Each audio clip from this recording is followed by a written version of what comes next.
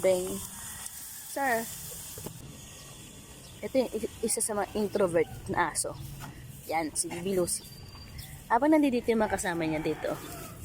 Yan. Nandun siya lagi sa malayo. Isa sa mga introvert na aso. Ayan, di ba nagtago na siya? I told you, introvert siya.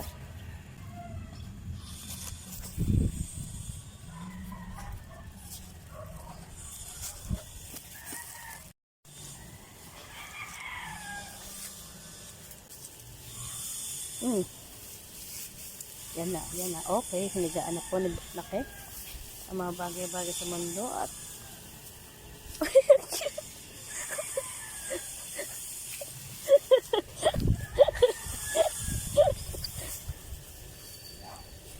where's the dog? Where's the dog?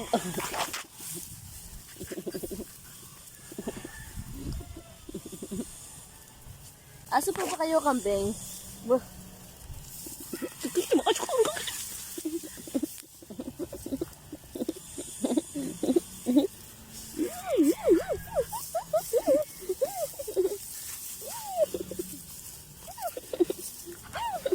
Ito, pinakabata sa lahat. Siya ang makulit. Ayan siya. O, diba? Alahay-lahay naman kasama niya. Pero hindi. Kaya naman siya naging introvert kasi buntis siya. At hindi ko alam kung sino ang ama. Kung sino ang ama. Uwi na tayo?